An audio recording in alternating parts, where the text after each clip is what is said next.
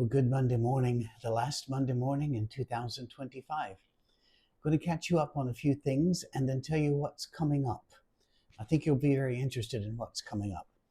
This is being recorded in late November, before Thanksgiving. And so my tree is up for the Christmas time sessions. Hope you don't mind it still being up a whole 4 days after Christmas. But yes, I have been in and out of the hospital 4 times in the last 2 years, small bowel obstruction. I have the best team of doctors anybody could ever want. They have done everything they cannot figure out why. It's just going to be a reality of my life, perhaps genetic, late onset issue. So keep me in your prayers, but I'm going to keep moving as much as I can. I'm going to keep going to places. Would still love to visit you in 2026.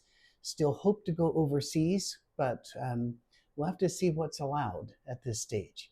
But we're very, very grateful that our safe harbor can travel all over the world, even from this tiny office in Franklin, Tennessee, or from the man's basement in a house in Brentwood, Tennessee, as it does every Sunday morning. So that's the catch up. Here's what's coming up. As many of you know, I was completely transformed by reading the Gospels over and over for 6 months. It broke me. It brought me back to faith in a very, that sounds very simplistic, but actually it was God drugged me over some very rugged territory to get there. But I fell in love with Jesus and I fell in like with him, if that makes any sense to you. And it made all the difference in my life, that saturation. And so that's the way I tend to go at things. Whenever I want to study something, I study it to the utmost. In our recent series we did on the salvation of all, I must have read 30 some books and countless articles, papers, journals, and the like before I began to put my own pen to paper, shall we say, to make the lessons. And this is what I do. So I've been asked if I would approach on Monday mornings a look at different religions, not Christian religions like Methodist, Catholic, or the like, although that we could do that at some stage. But they were speaking specifically of non-Christian religions, such as Islam, Judaism, Buddhism, Hinduism, Taoism, and the like. And I thought, why not?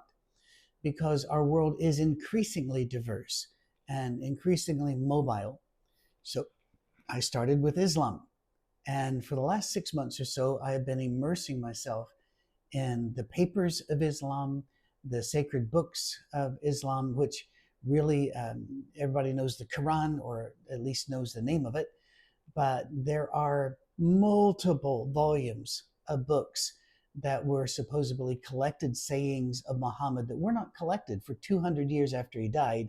And there were no written records between the time of his death and the time, he said this, volumes were made. And well over 600,000 of those sayings have been collected. And so I've been going through those. I've been reading every book I possibly can on Islam, Muhammad, his life, and it has been very dark, frankly, very dark. The contrast between Islam and Christianity could not be greater in every single aspect.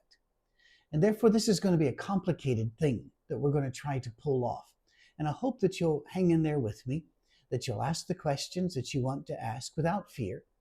If you want to do drive-by attacks, that's a different thing. But if you want to ask questions, and by the way, if you say, well, how can you believe that this, if that, that's not an attack.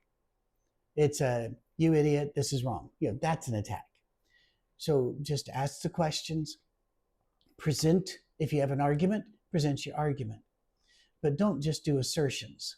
Assertions would be, you are wrong, hell is eternal, those are assertions.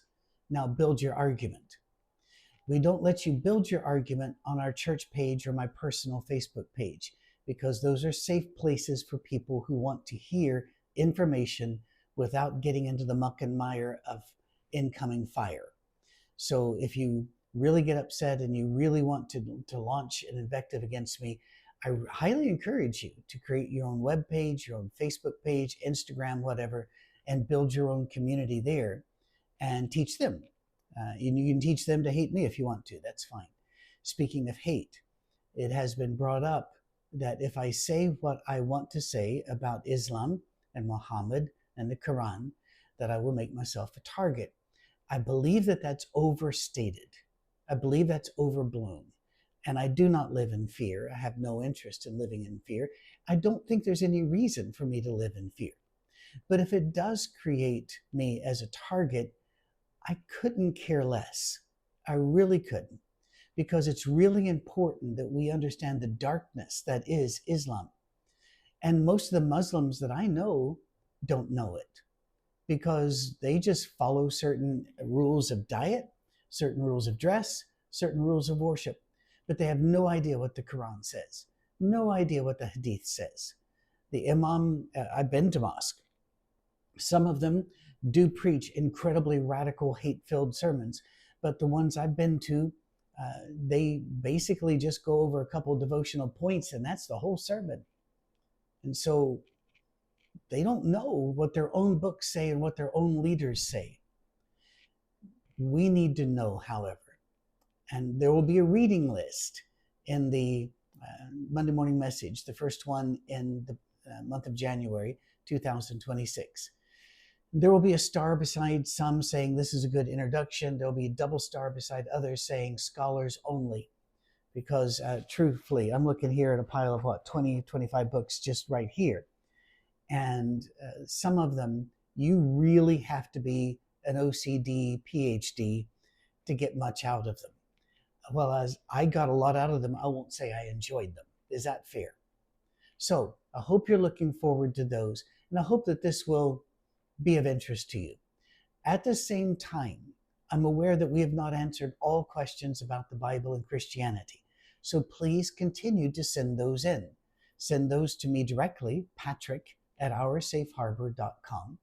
Or if you want to send them to the team and it's easier for you to remember, info@oursafeharbor.com. The team will always let me answer them and make sure that I see them.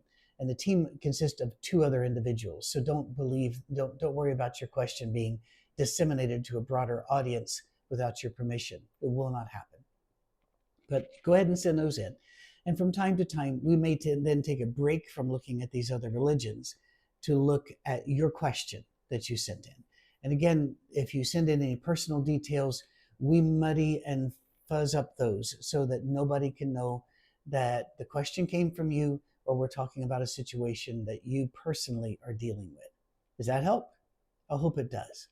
We keep these short in between holidays like Christmas and New Year's because we know you are very, very busy.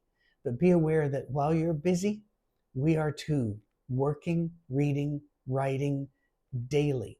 I don't believe in days off. I just don't take them. By the time you see this, I'll be 69 years old, and I'm aware that I have a limited amount of time that I can do this job, so I intend to do it until then. All right? God bless you. It means so much to us that you are with us. Please help us hit 6,000 subscribers and maybe beyond early in 2026. You know people who need our safe harbor.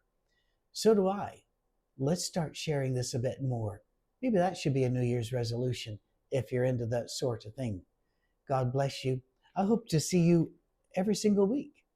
And I know that you catch up sometimes and binge. That's fine. We do that with the telly all the time. But however it is, connect with us.